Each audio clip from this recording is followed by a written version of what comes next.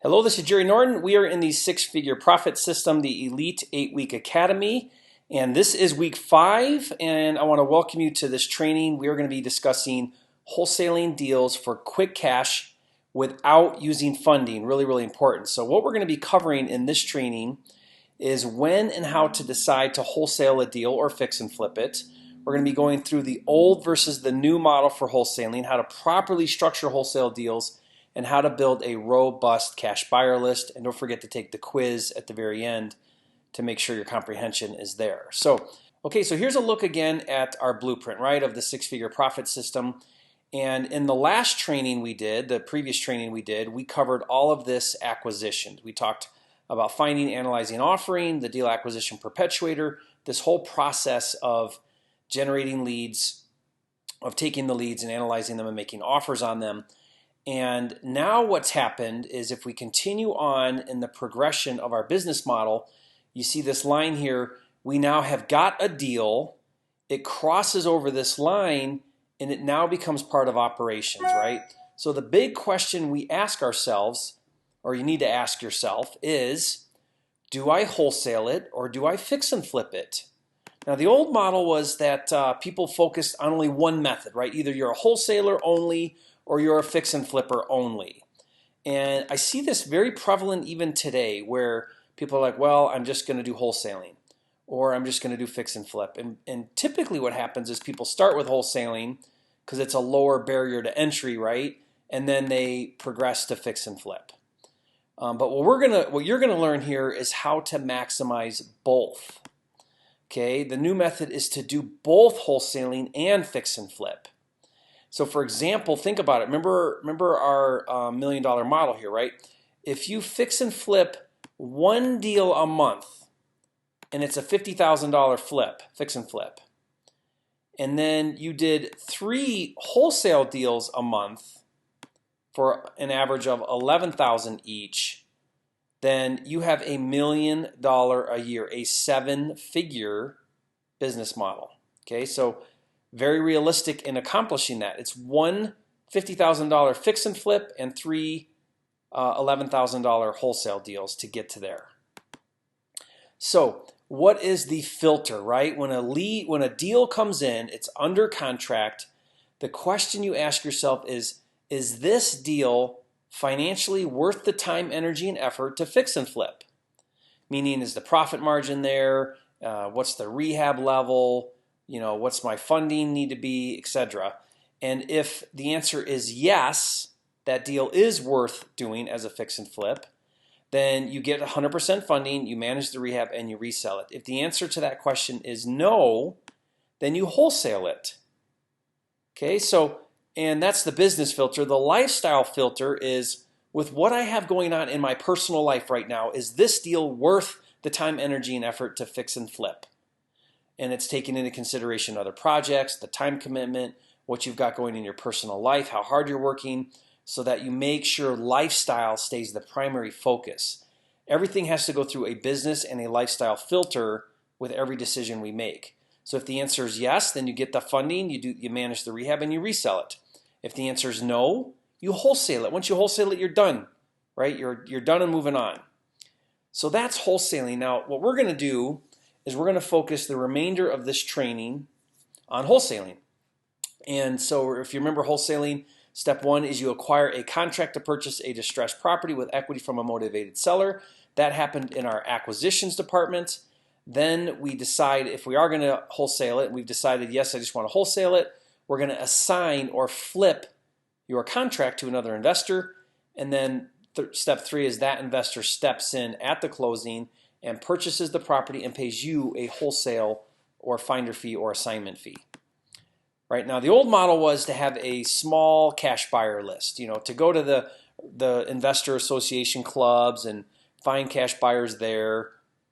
In the old model, they improperly structure wholesale deals, meaning they do a double closing with no assignment when there's a no assignment clause, and there's very marginal wholesale fees, right? Typical wholesalers make $3,000 to $5,000 on a wholesale deal. Now the new model of wholesaling is to quickly build an active cash buyer list to properly structure single closing deals and to use the LLC flipper technique, which I'm going to teach you, which gets around the no assignment clause, and to maximize your wholesale fees, make much, much more than just 3 to 5 on a wholesale deal. So first, let's talk about structuring wholesale deals. The first method is what I call the buy and resell, and this is a double closing. And this is what it looks like. You execute a contract to buy, so you got the contract, and then you execute a new contract to sell to your buyer. So you have a contract to buy, you have a new contract with someone else to buy from you. And the second method is an assignment, and this is a single closing. First one's a buy and resell is a double closing, and assignment is a single closing, and that's when you execute a contract to buy and then you assign all rights and interest of the contract to a new buyer, to a third party. So let's talk about the buy and resell technique. So the buy and resell technique is step one, you buy the property. So you actually close. A seller contracts to sell to a wholesaler, and then using a purchase agreement contract, and then the wholesaler turns around and becomes the seller and contracts to sell to a new buyer using a purchase agreement contract. So one, you're the buyer, the second one, you're the seller. And so here's an example of what that would look like on the buy side. Seller of a distressed property agrees to sell to you, wholesaler, for $100,000, and both parties execute a purchase agreement and a purchase agreement contract on June 1st with a closing scheduled for July 1st. Okay, then you as the wholesaler, now the seller, you find a buyer willing to pay $115,000, and both parties execute a purchase agreement contract on June 5th, a couple days after you got it under contract, with a closing scheduled for July 1st. Now, here comes the closing. It's a back-to-back closing or a double closing. On the first closing, on July 1 at 10 a.m., the seller closes with you, the wholesaler, as the buyer for $100,000. Wholesaler has funds to purchase, so you come to the closing with the $100,000 to purchase, and you're going to pay as the buyer closing cost, right? Closing fee and so on as a buyer. And then you turn around at 11 a.m., an hour later, you have your second closing. This time, though, you're the seller, and you close with your new buyer for $115,000, right? Now, the wholesaler pays capital gains, transfer tax, you pay proration of taxes, you're going to pay a recording fee, you're going to pay title fee, you're going to pay all kinds of fees as a seller now. You paid fees as the buyer, now you're going to pay fees again as the seller. And your wholesale fee, though, is not disclosed to the original seller. So this seller who sold it to you for $100,000, he doesn't know you turned around an hour later and sold it for $115,000. So what are the advantages and disadvantages of a back-to-back closing? Well, the advantages are your wholesale fee is not disclosed. Your buyer, who you resell it to, doesn't know what you bought it for an hour earlier. He just knows you're selling it for $115,000. So sometimes when your wholesale fee's really high, your buyer might get hung up on how much you're making. So I find that that's the one advantage, is it is not disclosed. However, that's not a very good advantage considering the disadvantages, because the disadvantages are you're going to pay closing fees twice. You paid them when you bought, you pay them again when you sell. This time, you're going to pay transfer tax, prorated taxes, title insurance, closing fee, and so on. And the other really big disadvantage is you have to come to closing, the first closing as the buyer, with the cash. Even if it's only for an hour, you got to come with funding. Now, method 2 is the assignment.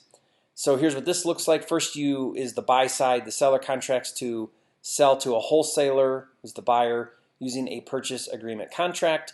But then that wholesaler turns around and he contracts to assign all rights and interests of that purchase contract to a new buyer using an assignment contract. So he assigns that contract to the new buyer. So here's what an example would look like. The seller of a distressed property agrees to sell to you, wholesaler, for $100,000. Both parties execute a purchase agreement contract on June 1 with a closing scheduled for July 1. Then you, wholesaler, you turn around now and you find a buyer willing to pay $115,000, and you assign, using an assignment contract, your rights and interests of the purchase agreement contract on June 5th with a closing scheduled for July 1. So what does closing look like? There's a single closing, only one closing. The original seller closes directly with your new buyer for $115,000. Seller gets 100, that's the contract amount. Buyer pays 115 total, but out of that you get 15, and the buyer and seller pay fees between each other, and you as the wholesaler don't pay any fees. Okay, so you walk out of there with a true $15,000 wholesale fee, but it is disclosed. It's on the HUD-1 statement there, so everybody knows that you're making 15, and hopefully nobody's got a problem with that. They shouldn't. The numbers are the numbers, right? If you agreed to 115 and you agreed to sell it for 100, who cares what the wholesaler makes? But sometimes people get hung up on that. What are the advantages and disadvantages of a single closing? Well, there's one closing is the one advantage. It's nice. You don't pay any fees, the wholesaler, on a single closing, and you don't need any money to close. You don't come with money. You walk out with your check. The disadvantages are your wholesale fee is disclosed for all to see. And remember, you still are obligated even if the buyer doesn't close, because you can assign your contract, but you can't assign liability. So if your buyer flakes out and doesn't show up, you're still responsible. So make sure your buyer shows up. Now, contracts are assignable by default unless otherwise stated. So one way to make sure, if you're not sure if the contract is assignable, when you go to buy, as the buyer, you put your name, your entity name, or however you're buying, and then add this little phrase right here, and or assigns. So who's the buyer? Jerry Norton and or anybody I assign it to. So for example, if my entity is Capital Homes LLC, it's Capital Homes LLC and or assigns is what it would say. But one thing here to keep in mind, I don't like to do this because it kind of sends a red flag that you want to assign it, and some sellers don't like that, so they might get hung up on that and or assigns. So what I do is I just make sure my contract is assignable. If it says somewhere in there no assignments, like bank-owned properties and what else, HUD properties, short sales, you can't assign them. They all have no assignment clauses. They don't want you doing that. So we'll talk in a minute about a way around that. But first, let me tell you about a 5-way assignment deal that I did one time. And this is just kind of illustrate how this can work. So you can kind of be creative and think about this. But there was a seller, and he contracted to sell the property to buyer 1, we'll call him, for $4,000. So really low income. This was in Detroit. And so the seller agreed to sell it for $4,000 to buyer 1. Well, buyer 1 turned around and wholesaled it for $8,000 to wholesaler number 2. So the guy with the contract for $4,000 found another investor, wholesaled it for $8,000, so he's making $4,000. But then that wholesaler 2, guess what he did? He assigned it to someone else, we'll call it wholesaler 3, for $16,000 or an $8,000 wholesale. And then that wholesaler 3, he wholesaled it for $21,000. This was me. I was wholesaler number 3. So I wholesaled that same contract to another buyer for $21,000, and it doesn't stop here. Wholesaler 4 assigned the contract to the final buyer for $28,000, and he made a $7,000 wholesale fee. So there were 4 wholesalers on one deal, right? So how did it work out? The final buyer paid $28,000, the seller received $4,000, and then wholesaler 4 got $7,000, wholesaler 3 got $5,000, wholesaler 2 got $8,000, wholesaler 1 got $4,000.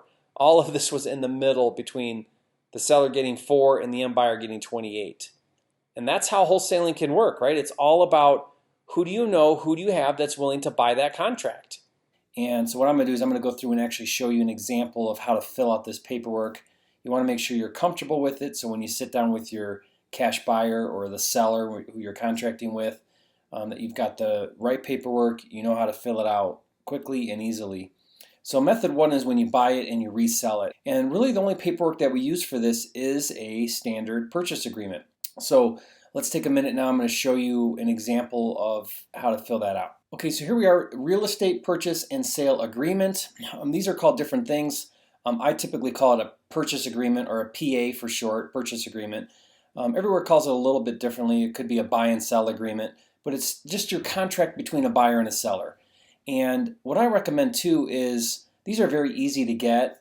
they're very specific from state to state. I've got a very generic one. It's pretty simple. You're welcome to use mine, or you can go and find one more specific to your state. You can get those from realtors. They're pretty easy to get. I typically try to get a contract that's the Association of Realtors or the local agents are using, and use that in whatever state that I'm doing a deal in.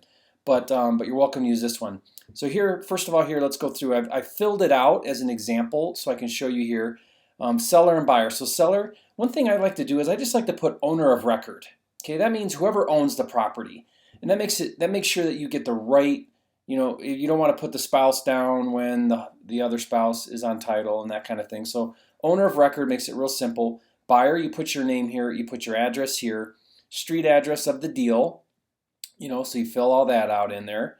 Most of this stuff is pretty simple here. Purchase price. So if, in this example, $100,000, and then deposit. So initial deposit, I put $500, and I like to make a note here: held by buyer's attorney or buyer's title company, or buyer's escrow company, depending on what state you're in, what they call it. I like to be the one that holds that earnest money. Now, write it out and everything, but you hold it if you can. If they're really adamant about them holding it, I'm not going to make a real big issue out of it. But if it's my choice, I want to hold on to it, or have my buyer's attorney, because I'm the buyer now, hold on to that. So then you're going to owe at closing a certified check at closing for $99,500 because you subtract out your deposit. So the total would be $100,000.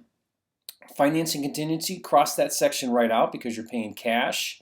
Inspection contingency. Now, you can put stuff in here. I put closing date.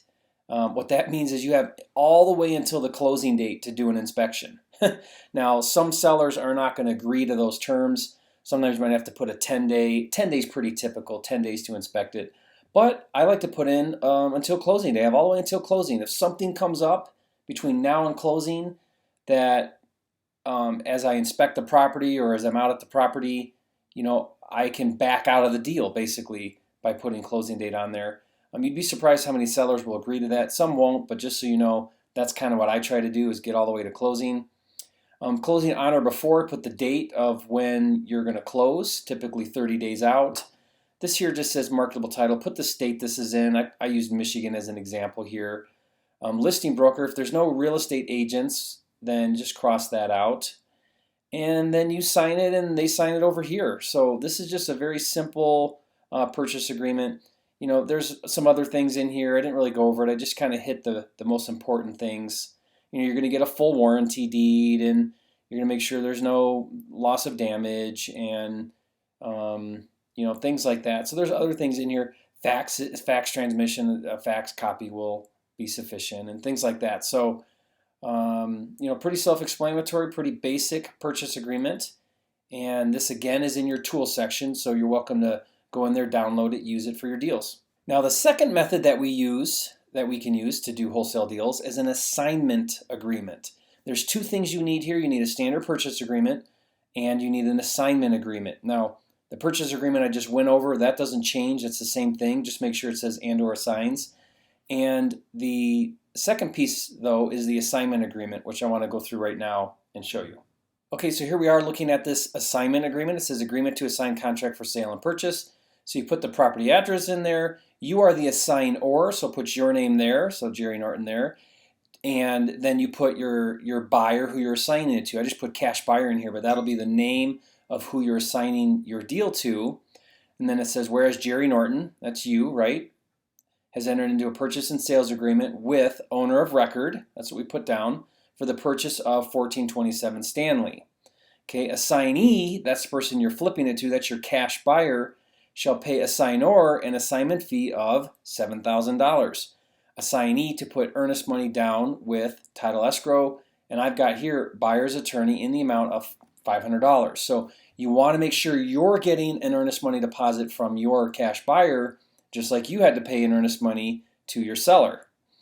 Then it says here you make the $500 made payable to you, and then you're going to be closing with your title company or your closing attorney. So you put buyers there. That's saying who it's being closed with. The date that it's closing. This needs to match your purchase agreement, right? Because you're going to close, you want to close with your cash buyer according to your purchase agreement contract. So make sure that date matches. And then they can't make any changes to the purchase contract, your original contract, without your consent. Because remember, originally you have this under contract with the seller, the motivated seller. So you don't want them, as they're stepping in, you're signing your contract to the new cash buyer, making any changes. You have to be aware of anything. And then you also want to make sure that the assignee, your cash buyer, is aware that they're covering all of their buyer's closing costs. This is important because you don't want to get the closing and your contract's for $100,000 and there's, let's say, $500 in closing fees. Have your cash buyer say, I'm not paying those. So they're responsible for their closing fees as the new buyer, and then you make your $7,000 wholesale fee. Now that's it. You sign it as the assignor, they sign it as the assignee. You give them a copy of your original purchase agreement that goes with your assignment contract here, so that they make sure that they agree to all the terms in the purchase contract. And that's it. Just those two pieces of documents. Really simple, one-page document for the assignment. Oftentimes in certain contracts there is a no assignment clause. Okay, if there is not a no assignment clause, then you can simply just do a regular assignment, assign your contract, go to closing, single closing, very simple. But in a lot of cases there is a no assignment clause with REOs. Even some private seller contracts have a no assignment clause in it. And so that means you cannot assign your contract to a third party, meaning the only way to do your deal is to do a double closing, which means you need transactional funding, pay tons of closing fees. It's the worst situation ever to have to do a double closing. So the single close hack strategy lets you sell your designated LLC entity, LLC, that's under contract to buy the property. Okay, and I'm going to go through and explain this. It's a really cool strategy. Here's the overview. You get the property under contract in the name of a designated LLC. When I say designated, I mean specific just for that deal. Then you're going to contract to sell your LLC membership rights, okay, not your property, your LLC membership rights to your cash buyer. The cash buyer steps in and closes as the sole member or owner of the LLC and pays you a wholesale fee. That's in essence the overview. I am going to, of course, go into a lot of detail about this. First, I want to give some examples to help illustrate how this works. So let me give an example of how this looks. There's a seller. He's got a property for sale at 1421 Stanley Road. Now you, as the wholesaler, on June 1st, you make an offer to buy the property in the name of SCHD123 LLC. Right? That's the designated LLC example I'm using, for $100,000 with a closing date of July 1st, so 30 days later. Now you find a cash buyer on June 5th. A couple days later, you get a cash buyer, and you contract to sell all rights of that LLC to the buyer for $10,000 with a closing date of July 1st, and you get an earnest money deposit from that cash buyer. So here's what it looks like at the closing. July 1st comes along, there's a single closing. The buyer comes to closing with two checks. This is your cash buyer. He comes with two checks. He comes one with $100,000 to the seller for the original contract price, and then he comes with another check for $10,000 to pay you, the wholesaler. It might be less because if you subtract out your earnest money deposit, it'll be the balance. So if you paid $1,000 earnest money, if the cash buyer paid $1,000 earnest money, he would be paying you $9,000. But overall, your total wholesale fee is $10,000. Now the buyer, the cash buyer, he closes directly with the seller, and he takes title as SCHD123 LLC as the sole member, meaning the sole owner of the LLC. You've just given him 100% rights, 100% ownership of the LLC. So check it out. The original contract was in the name of SCHD123. It's still SCHD123. The owner, the person under contract, did not change. Just the owner of the entity did. So an operating agreement, and I'll show all of this, shows the new buyer as the sole member of the LLC. Let's do another example. Property at 685 Melrose Street. Wholesaler on January 15th makes an offer in the name of SCHD456 LLC. Okay, that's the example I'm using, for $50,000 with a closing date of February 15th, so 30 days later, and pays a $500 earnest money deposit. Okay, so you pay the seller $500 earnest money deposit. Now, you find a cash buyer on January 18th, and you contract to sell all rights of SCHD 456 LLC to your cash buyer for $6,000 with a closing date of February 15th and you get a $500 earnest money. So you paid a $500 earnest money. Once you contracted to sell your LLC to your new cash buyer, you got an earnest money from them of $500. And you're selling the rights to the LLC for $6,000, which is in essence your assignment fee. So February 15th comes around, you get to the closing. The cash buyer comes to closing with 2 checks, one for $50,000 to the original seller for the original contract price, and $6,000 to pay you your wholesale fee. And that buyer closes directly with the seller and takes title as SCHD 456 LLC as the sole member. Okay, and the operating agreement shows them as the sole member of the LLC. So on your contract, you want to put down your LLC name. So SCHD 131, LLC. And then if it asks for a title for LLCs is member. So put member and then sign your name. Make sure you have a 30-day closing. Now you can do a sooner closing, but 30 days is good because it gives you time to find your cash buyer, and get everything all lined up. Now let's talk about contracting with your cash buyer. And now what you're going to do is you're going to sign a purchase to sell. Okay, you're going to sell the LLC membership interest. So it's called an LLC membership interest purchase agreement. And I'll show you exactly what this document looks like, how to fill it out. It's really simple, but that's what that's called, LLC membership interest purchase agreement. Here's the things you need to understand about this. It's a contract that says the cash buyer is agreeing to buy 100% interest rights in that LLC. Okay? The cash buyer is going to agree to fulfill the LLC's contract to buy the property according to the original contract. So that's in there. It says the intent of this LLC is to buy this property, and you are agreeing to fulfill the obligations under that contract. Okay, so it's right in there. You put the address on there. I'll show you all of this, but just understand that part of this agreement of the cash buyer buying the LLC interest rights is that along with that property, that entity is under contract to buy a property and they're agreeing to that. Okay, very important. And you want to make sure that the cash buyer agrees to pay you a fee. So your assignment fee, let's say $7,000, now becomes the LLC purchase price. So they're buying your LLC for that fee. In essence, it's the same thing as an assignment fee. And you always want to make sure you get a deposit. Those are the most important things with that contract you sign with your cash buyer. So I put together a script here. Here's a script that you want to use. So you talk to a cash buyer, he agrees on the price, and you say, look, because the contract from the seller has a no assignment clause, here's how I'd like to do this transaction to avoid having to do 2 closings. I set up an LLC named SCHD 131 or whatever, just for the purchase of this property. I'm going to sell you 100% interest in that LLC, so you become the new sole member. Then you simply step in and close on the purchase as the buyer directly with the seller and pay me an assignment fee. It's really simple. It's not really that hard. Don't overcomplicate it. Keep to the script. Don't confuse the seller with what you're doing. It's really simple. Continue with the script. It's really simple. I have a simple LLC purchase agreement we sign now with a copy of my purchase contract with the seller.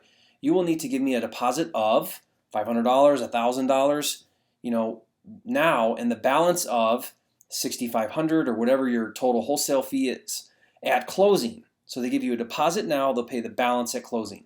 Once we get to closing, I'll have an official assignment of 100% interest in the LLC to you, as well as an operating agreement that states you are the sole member. So it's really simple. You just explain to them that's how this works. Most sellers get that if you tell them, look, if I've got to do a double closing, I've got to get more for the deal. So this is a way that's going to save you and me money on this deal because now we can do it in one closing. So you get to the day of closing. There's a couple things here that are really important. There's the actual assignment of membership interest. Now this is the document that officially transfers 100% ownership to the cash buyer. Now you don't sign this until right before closing or at closing because you want to make sure that the closing's happening. You don't want to give away your interest in your LLC unless you're actually there at the closing. The buyers come in with the money and it's going to close. So it's kind of part of your closing. It's a simple 1-page document. I'll show you how that looks. Then you have your operating agreement. Now again, The operating agreement is very important because it says who the sole member of the LLC is.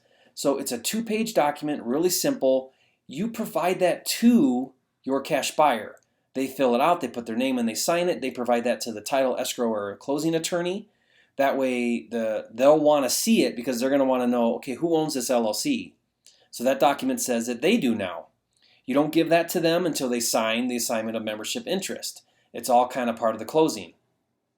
Then you're going to give them a copy as well of their LLC endorsement. That way they've just got a copy of it.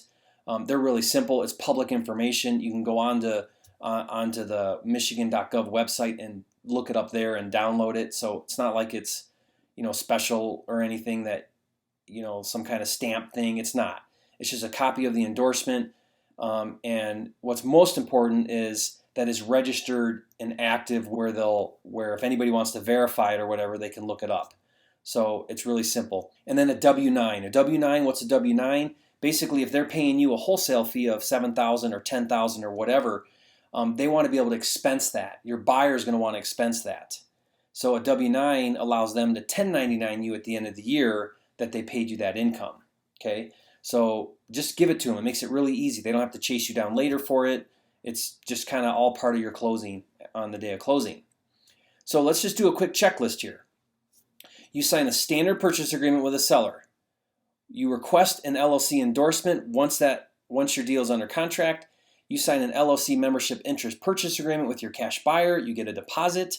On the day of closing, you sign the LLC assignment. You provide your buyer with an operating agreement and the LLC endorsement and a W-9, and then you collect your wholesale check and your deal's done.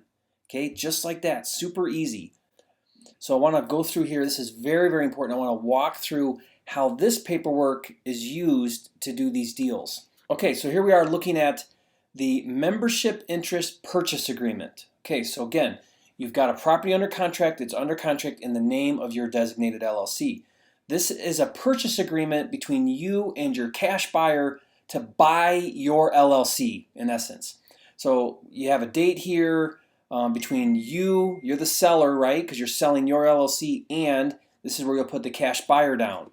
Now, keep in mind here, you're the seller, the cash buyer is the buyer, you're selling the membership. So here's where you put your price. So normally on an assignment contract, you would put the price of your assignment. Well, this is no different. Put your price, $7,000 in this example. Section B here, I've actually got in an updated version a spot where you actually put the name of the LLC in. But here's your name of the LLC. In this example, SCHD123, LLC. Now, right here it'll say member and sharing ratio. This is where you put your cash buyer's name and you put 100%. They're going to buy 100% rights to this membership, to this LLC. Down here, it again says the fee for them buying your LLC. The LLC fee is the same as your assignment fee. So if you're flipping your deal for $7,000, $10,000, $5,000, whatever it is, that's where you put the fee for them to buy your LLC. Now here's where you put the deposit. Okay, so it says will be paid to the purchaser, by purchaser to seller, to you, via a deposit in the amount of $500. Okay, so they're going to make out that, they're going to pay you a deposit, whatever number you put in there. Make sure, again, this matches what you agreed to pay the seller on your original purchase agreement, right? That way it just makes everything nice and clean. You paid $500, you get $500. It washes, right? This says there's no encumbrances. Now this is important. It says there's no liens on the LLC, there's no liabilities, there's nothing. It's a very clean LLC. And then additional documents here. It says, on the date of closing of the purchaser of the real estate by the company, seller shall execute an assignment and transfer of membership interest. Now I'll show you that document in a minute for the transfer of the interest to the purchaser. In addition, the purchaser shall execute a new operating agreement for the company. Now that's the operating agreement. I'm going to show you that as well. But this states right in here that that's what's going to happen at the time of closing. And number 4 here is really important. It says purchase agreement for real estate. Purchaser acknowledges that the company, the LLC they're buying, is the purchaser of real property located at, put the address, 1427 Stanley, under a certain purchase agreement dated, put the date of your original purchase agreement, with, put the seller's name right here. As such, purchaser acknowledges that by purchasing the interest from seller, purchaser will assume the responsibility and rights of the company under the purchase agreement. So this is very similar to an assignment, a normal assignment, where it says you're assuming all of the obligations under the original purchase agreement. So we want to make sure that they realize you're buying this LLC, and this LLC is buying this property. You're stepping in and you're assuming all of the liability or all of the rights of that contract. So that's what that paragraph says. This is just some legal stuff, governing law and so on. And then you sign it and they sign it. Okay? That's getting your contract to sell your LLC to your cash buyer. Okay, so let's take a look now. You get to closing, he signed it, he gave you an earnest money deposit, 30 days later you're at closing. At the time of closing, you're going to meet your cash buyer there, or you're going to sign this at closing or just prior to closing. And this is the actual assignment. So here's where you put your name, Jerry Norton, the assignor, you're the assignor. Do hereby transfer and assign all of my rights, title, interest, and entire membership interest in, put the name of your LLC, SCHD 123 LLC, a Michigan limited liability company.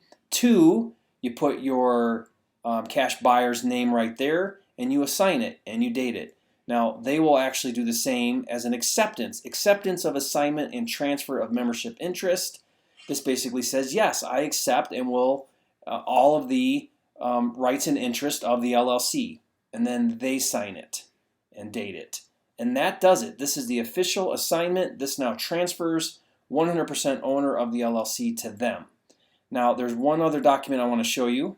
Now, the other thing we're going to look at here is the operating agreement. Now, this one I didn't fill out an example, but it's really simple. Right here is where you put the name of the LLC. So SCHD 123, LLC.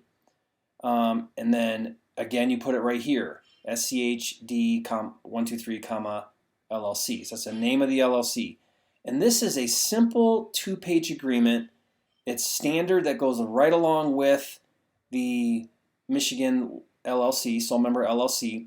Right here where it says sole member, this is where they'll put their name. Your cash buyer will put his name, okay, as the sole member of that LLC. And then the only other thing you got to look at here is you put the name again right here, SCHD 123 LLC, and then they sign their name right there. Now again, the reason for this document, the reason for this operating agreement is because this says who the sole member of the LLC is. So at closing, you sign the assignment, you now transfer ownership of that LLC to that new buyer. They need this document. Now they can draft their own operating agreement. I just find that if I provide one for them, it makes it really simple. They don't have to go hire somebody or create their own. This basically is really simple, just says you're the sole member and you have all the managing rights to make all the decisions for the LLC. Now this is important because for that new buyer, your cash buyer, to sign at closing as the buyer, they're going to need this because the title company or the escrow company or the closing attorney, they're going to want to know, okay, show me something that says who the sole member of this LLC is. Now, until closing, it's you. At closing, it's now them. As soon as you sign that assignment of LLC, you pull this out as well, and you say, here's your operating agreement. You provide that to the title company. Sometimes they may want to see this ahead of time, a couple days before closing or whatever, and I'll go ahead and send this in or give it to the cash buyer to provide them, even though you haven't officially signed it yet. Not until you assign it and you both sign the assignment is it actually now their LLC. Does that make sense? So those are the documents. Those are the 4 things. You have a purchase agreement, you have your purchase of LLC membership interest rights, the actual assignment of the LLC interest, and then your operating agreement. And if you think about it, it's pretty simple. It's almost the same as a regular assignment, but it solves that major issue of assigning your contract. When you're not assigning your contract, the contract was originally SCHD 123 and it's still SCHD 123. The buyer, the entity buying the company, has not changed, just its owners. Now, just so you know, because I know that we covered a lot of information here with structuring your deals, what I've done is I've included the wholesaler contract pack, and you'll find this again in your tools, your cheat sheets that we provided for you. And what you'll find there is under the wholesaler contract pack is you'll see step-by-step instructions for structuring these deals, whether it's a assignable or not assignable contract, either using a purchase and sale agreement and an assignment.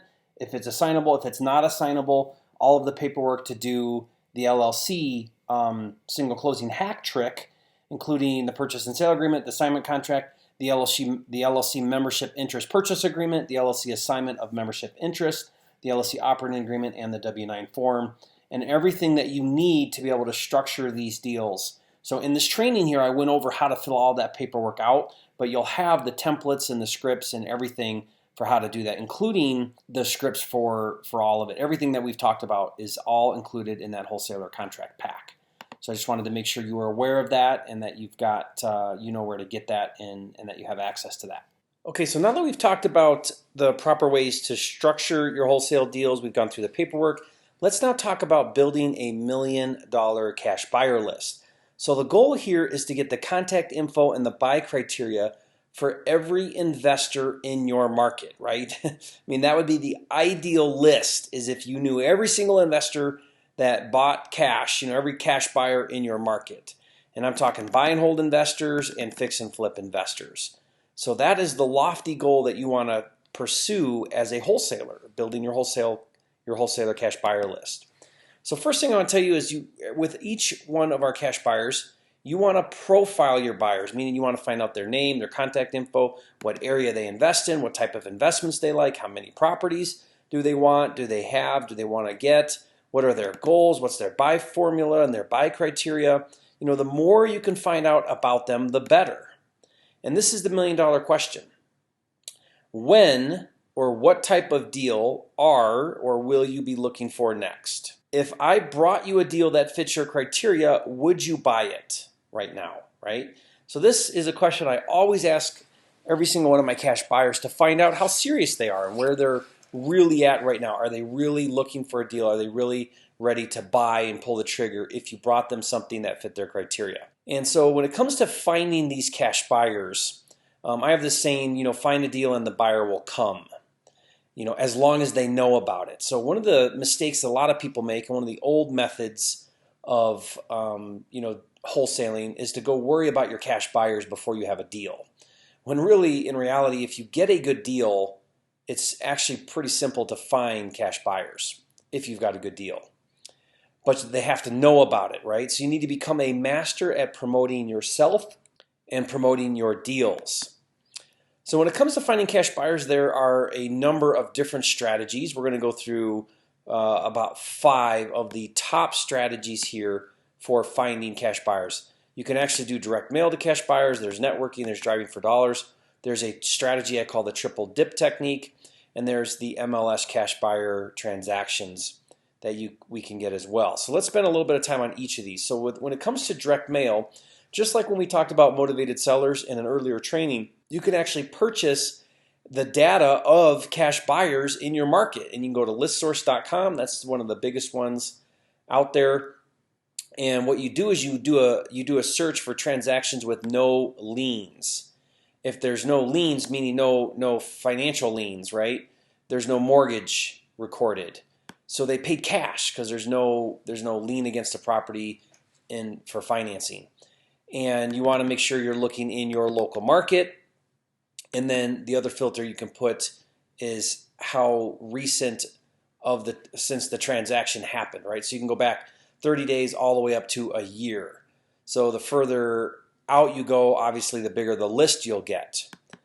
And then step 2, once you've acquired that list, once you've purchased that list from ListSource, is to then mail them a letter or a postcard.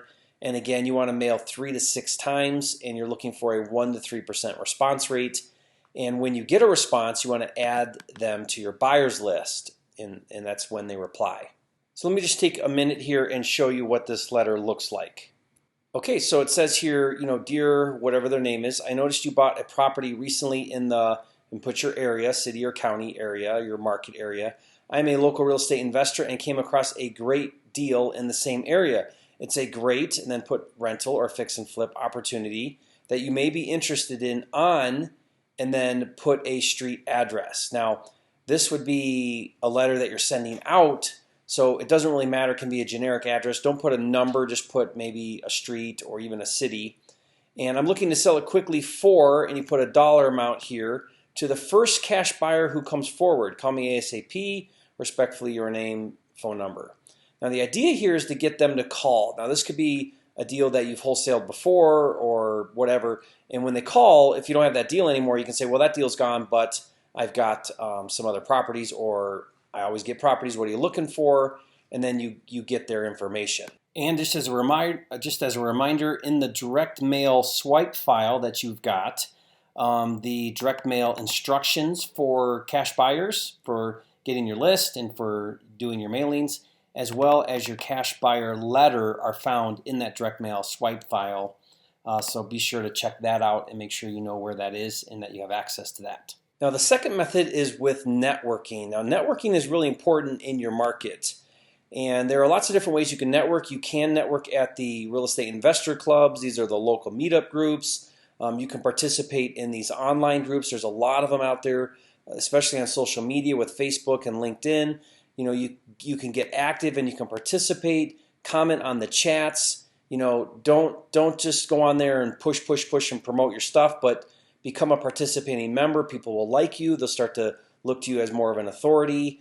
And then when you're ready to sell property, you'll have an audience.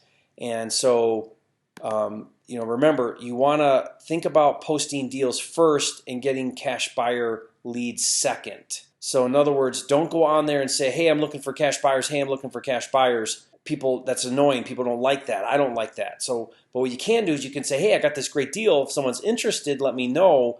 And then the cash buyers that respond you can then add to your list and they can become new cash buyers for you. Now the next method is driving for dollars. Now what I mean by this is I like to build a team of scouts that go out and they look for rent signs and homes under renovation. These are two of the fastest ways that I've built my cash buyer list. Now again, I'm not out actively in my market because I'm running a remote market, but I like to get scouts and put scouts in place that can look for those for me. So let's talk about for rent signs. When you see a for rent sign, it's an investor who's actively doing a deal in your target market and will likely do another deal if you brought it to him or her. These are buy and hold investors, obviously, and the goal is to get investors' contact info from the property manager or from the seller directly if they answer it. Sometimes they do. So this is what it sounds like if you get a voicemail. Here's your script. Hi, I drove by your property for rent on blank street. Please call me back at. Now it's very vague.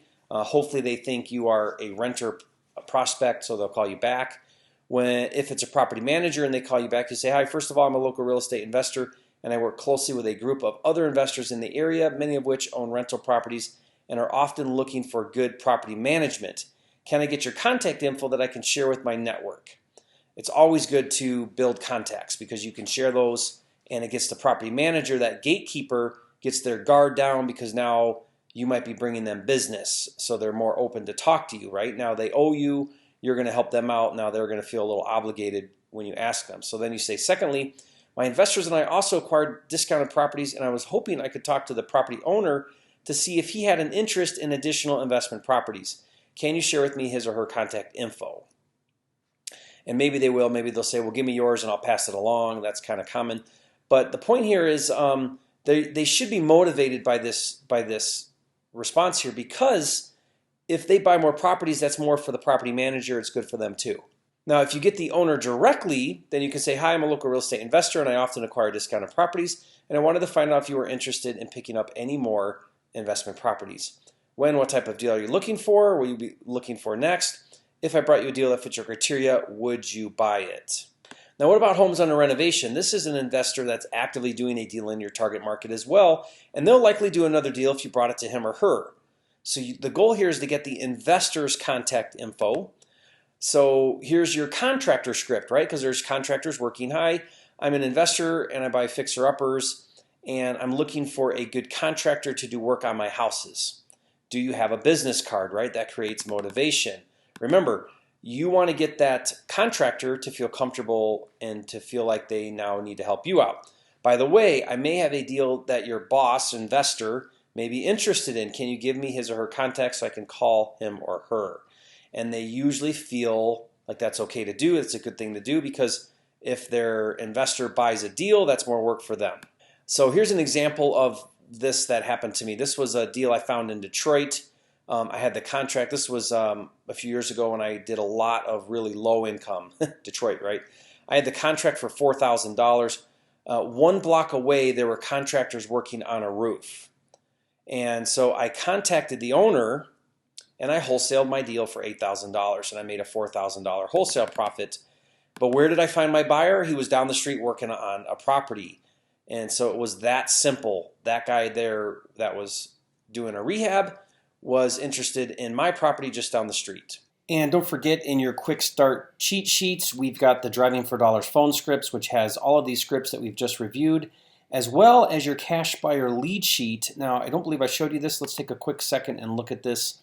So this is your cash buyer lead sheet. This would be what you fill out when you're talking to a cash buyer. So obviously you can get their contact information, and then there's a section here for purchase criteria. You know, what market do you focus on? Are there specific cities that you target for as an investor? The number of deals per year that you do. You want to find out how big they are as an investor, how involved or active they are. The types of deals do they do? Do they focus on fix and flips? If they do, what price range do they kind of specialize in? Do they do buy and holds? And what kind of market? Are they a low-end landlord or kind of nicer neighborhoods?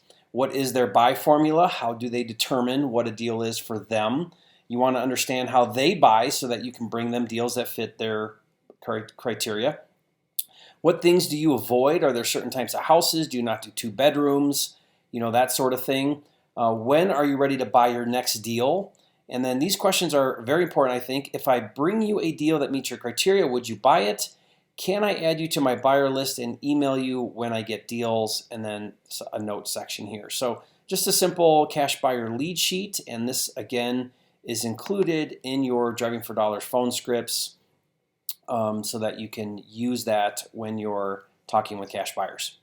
So the next method I want to talk about is what I call the triple dip technique. Now this is really cool. You've already learned the double dip technique, so this follows right along with that. So once under contract, tell the listing agent that you just double dipped with that you'll give them another or an additional commission of, let's say, $2,000 if they get you a cash buyer.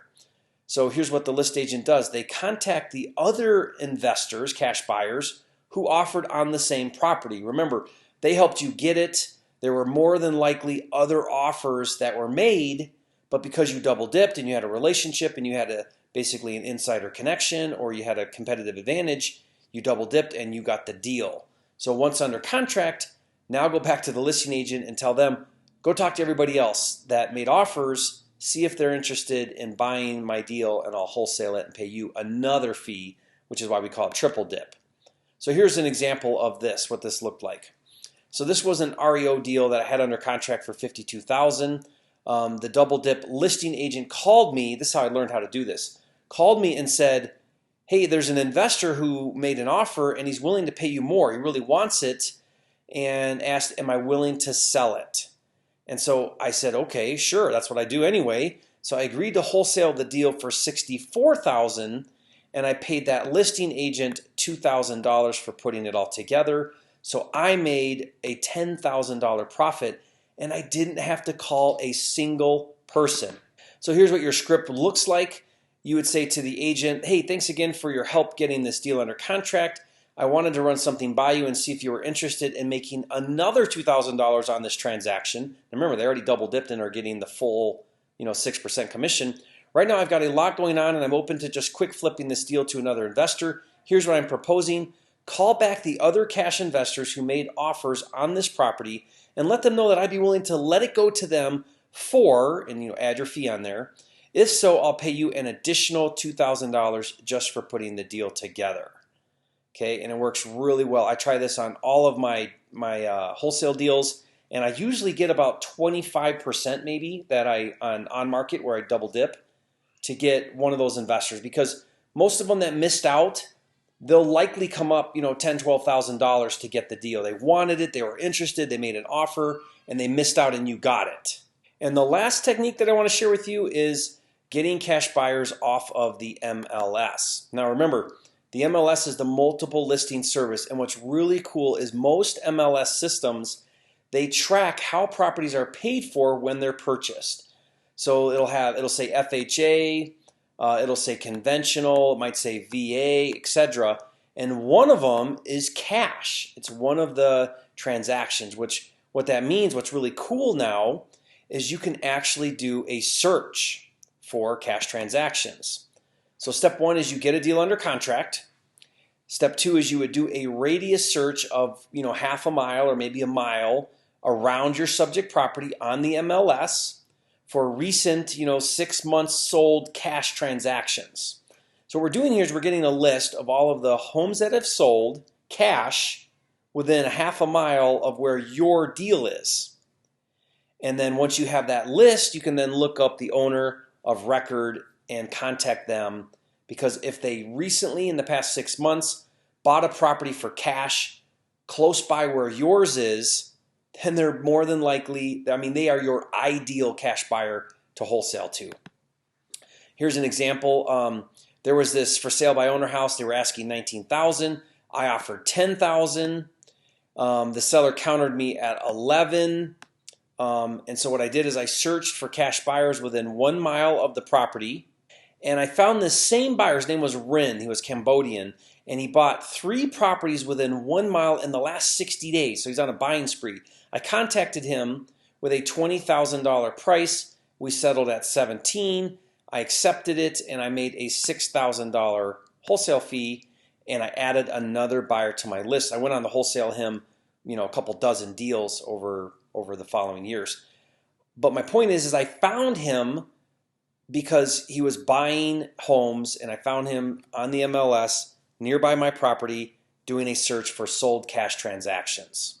And as a bonus, let me show you one more method for finding cash buyers, and that's using Craigslist, where you post your wholesale deals on Craigslist to attract cash buyers, and even how to create a post as an ad, more of a marketing and attracting cash buyers. Let me show you how to do this. If you look at our Craigslist hacks, I've got the write-up for this, the step-by-step instructions, and the scripts and everything. So first thing we're going to do is we're going to go ahead and we're going to log into Craigslist. Let me get back over here. So let's say we're in Craigslist. In this case, I'm in Pittsburgh, Pennsylvania, and you're going to go to post to classify, because we're going to create a post, and then we're going to put housing offered, right? Because we're going to be offering housing. So we're going to click housing offered, and then we're going to put real estate by owner. So we'll click that one. And then here we get to our post. And so if you look here at our scripting, we've got 2 options for you. You can say attention investors, fixer upper for sale, or you could say handyman special must sell. So you would take either one of those. Those both work really well. And you would go put that in the title, handyman special must sell. You could put a specific location or zip code, but I would keep it generic enough to where it'll hit the entire, in this case, Pittsburgh Craigslist market. And then we need our body here, so you'd go back to the post, and then the post would say, great fixer-upper, handyman special in nice neighborhood, being sold as is. Please reply to this post for the complete address and more photos of the property. So I would take that right there, and then we'll go back over to here, and we would put that in right here. And then, ideally you would add a picture or a few pictures. It can be a generic picture. Again, if this is just for a generic post for advertising, then, get a picture of, a really ugly looking house that will draw attention with the picture. And you don't need to put a whole lot right now in the description and right here in the posting body. You just want enough to grab a cash buyer who's on Craigslist looking for deals, like we do all the time, right? Enough to grab their attention and to contact you. So you would say something like that, and then you could put in a price in here. You could put in some dates and stuff. It really doesn't matter a whole lot. Again, I'm a big fan on the contact info to make people reply through Craigslist. That way your email's not getting spammed and stuff. And you don't really need to put an address or anything like that. The less details, I think, the better at this point, unless you have a real deal. If you have a real deal, an actual deal that you want to market, then yeah, go ahead and put as much detail as you can. Put price you want for it, bedrooms, baths, put a ton of pictures. In that case, make it easy for a cash buyer to respond if they're interested. But in this case, I just want to do it as an ad. I just want to put a post out there, hopefully get someone's attention, because here's why. Once they reply and say, right here, when someone replies to your post, my note here says, if you have a wholesale property to offer, provide details. If you do not, use the following script. So then you reply back to that cash buyer who responded to your post wanting more information, and you would say, unfortunately, that property is no longer available, but I do get great investment properties all the time. Please provide me your contact info and let me know what types of properties you look for and what areas you target so I can notify you once I get a deal that fits your criteria. Right now, if you do have a deal and it's not that deal you posted about, then you could also say, hey, unfortunately, that property is no longer available. I do have another deal right now. Let me tell you about it. And then you could tell them about your actual deal. So this is just it's a little bit of a bait and switch. It's just a fishing, right? You're just fishing for cash buyer leads to contact you and say they're interested in your deal. You respond back by saying that deal is no longer available, but I have this deal, or I get deals. Give me your information and I'll let you know. Does that make sense? So once that cash buyer responds with the contact info, you add him or her to your cash buyer list, or you work your deal that you have. Okay, does that make sense? And so that's how that would work. Really simple. So again, handyman special must sell, great fixer-upper handyman special in nice area, being sold as is. Please reply to this post for a complete address and more photos of the property. If you did actually have a deal you were posting, you could put a little bit more details on there. You could put specific location. You could put your price and square footage, bedrooms, baths. You could put, because they only give you a couple filters here, fields to fill out. And then I still would not put my information on here on Craigslist. You can if you want. Some people do, and they're fine with it. You could put your phone number and say by text or whatever.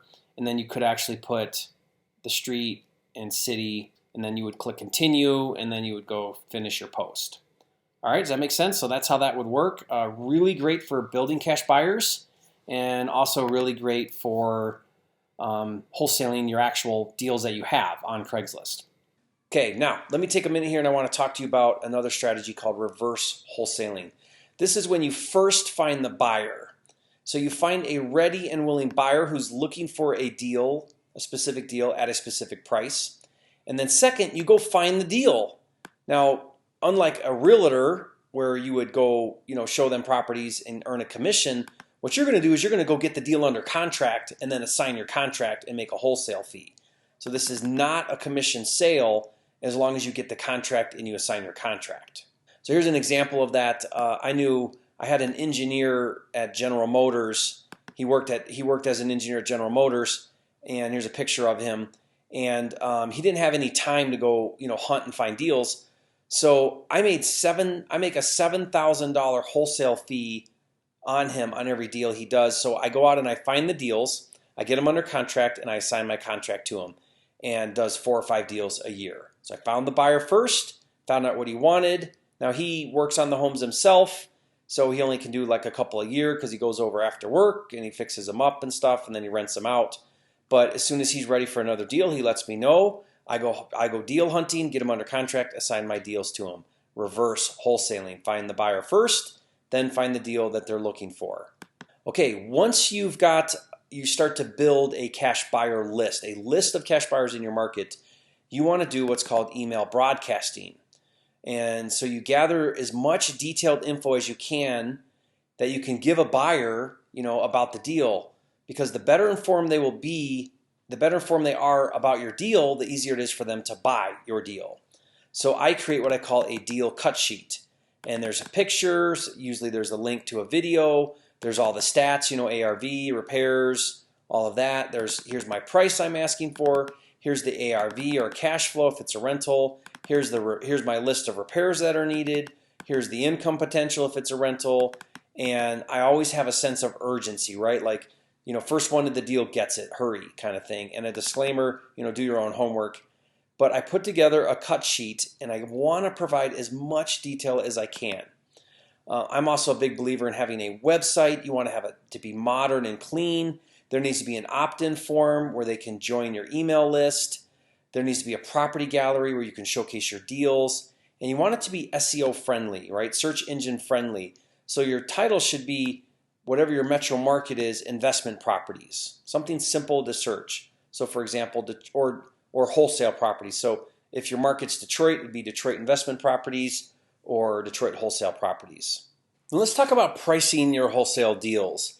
The old way is you get a deal under contract and then you tell your buyers, make me an offer.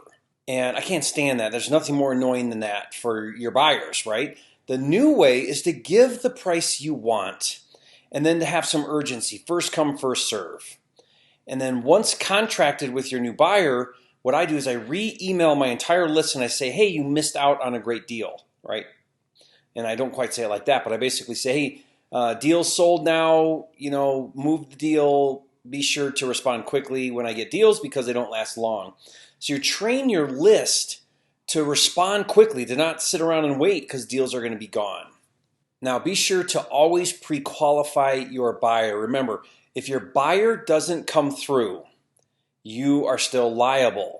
So the way you hold them accountable is you always get an earnest money deposit. Always get proof of funds. Make sure they can close on time. Make sure it's very clear to them the terms and conditions of your contract, and always get it in writing. And there's a thing I believe in that's called full service wholesaling. The more problems you solve, the more money you make. So other than a good deal, what else can you provide to make it easier for your buyers to buy your deals? And this idea of full service wholesaling, you will get a premium. You will make 10 to 20% more on your deals by being a full service wholesaler. What I mean by that is, can you provide contractors? Can you provide a title and closing company? Could you provide a property manager? Could you provide a real estate agent? What are the problems that people have? Could you provide financing? That's a big one. The more things you can provide for your buyers, the easier it is for them to buy, the more often they'll buy, and they'll love buying from you. So the number one thing that you can do to wholesale deals 50% faster and get 25% more deal is providing a funding source.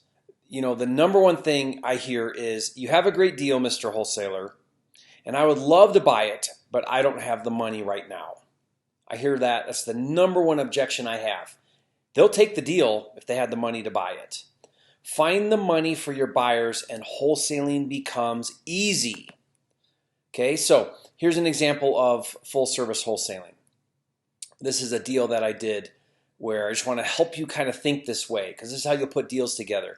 I had an investor who wanted to buy a first position in a note. So they wanted to just own the paper, right? The loan.